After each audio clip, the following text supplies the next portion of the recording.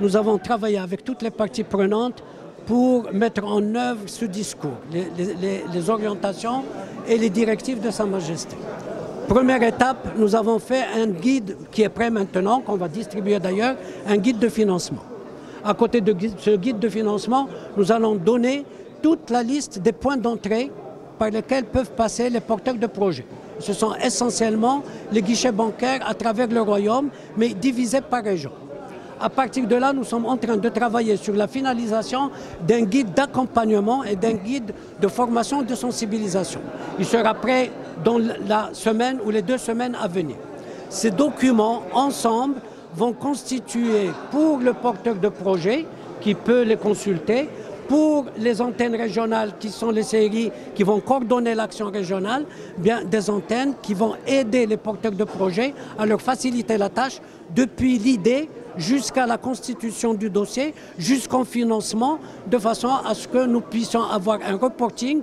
Le reporting est détaillé, c'est-à-dire qu'il va nous donner à la fois quelle nature de projet, quelle région, combien de nombre d'emplois, hommes, femmes, etc. Et cela va nous permettre d'améliorer au fur et à mesure nous-mêmes à la fois les guides, à la fois l'information que nous donnons, de façon à relever le challenge dans les meilleures conditions et surtout de bien le réussir. كما تعلمون فيعني 27 يناير الماضي تم التوقيع على 3 اتفاقيات امام جلاله الملك فيما يخص البرنامج المندمج لدعم وتمويل المقاولات. وكانت في الاتفاقيه الثانيه يعني كل ما يتعلق بالتنسيق هذه البرامج والمواكبه للمقاولين على صعيد الجهات. واليوم تمت المنادات على ولاة الجهات وايضا الرؤساء المراكز الجهويه للاستثمار باش يتم تقديم المركز حول يعني هذا البرنامج بصفه عامه، ويعني تم اعداد ايضا دليل مبسط ومفصل حول يعني جميع التدابير التي تهم هذا البرنامج. وتم ايضا اعداد وثائق فيها يعني جداول ديال كل الوكالات على صعيد كل جهة المختصة في مواكبة وتمويل هذه البرامج. وبالتالي غتكون المناسبة أولا باش يكون يعني عندنا قناعة بأن جميع المسؤولين على صعيد الجهات عندهم يعني دراية بالموضوع، وثانيا تكون المواكبة كما هو يعني كان يعني مبرمجا، غادي تكون المواكبة في أحسن الظروف لهذه. واللي مهم ربما نسجلوه هنا هو أنه يعني في هذا الأسبوعين الماضيين كان يعني واحد الإقبال كبير على هذا البرنامج، وكان واحد العدد ديال الملفات القروض اللي تم يعني الإنجاز ديالها الآن، والخير أمام إن شاء الله.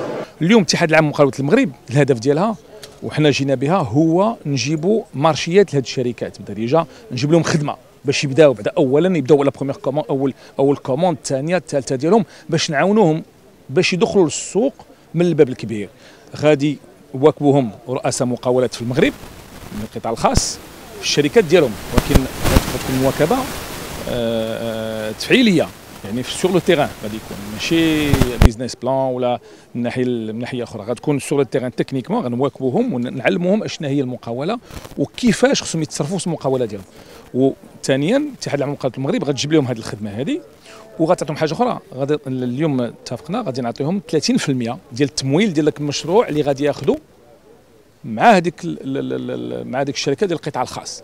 مثلا كاين شي واحد بغى يدير شي شركه مثلا في الجنوب مثلا في الكليماتيزور، او لا مثلا غيبدا يصوب لي بيس ميكانيك، مثلا تورنور غيدير تورنور، ولا مثلا غيبدا يصوب الخبز يقدر يبيعوا لي ريستورون ولا مثلا لي زوتيل. غادي ملي غيقدر ياخذ واحد لا كوموند من داك لوطيل من داك الريستورون، غادي ياخذ 30% ديال التمويل ديال هذاك اللي غادي يجيب قبل ما يجيب السلعه باش نعاونوهم ماديا. وملي غادي يليفروا السلعه ولا غادي يديروا الخدمه اللي هما خداو عليها لا كوموند، غادي يتخلصوا في لا توتاليتي ديال لا كوموند ديالهم. ما كاين حتى شي اجل باش يخلص هذاك البضاعه او لا باش يخلص هذيك الخدمه اللي هو دار.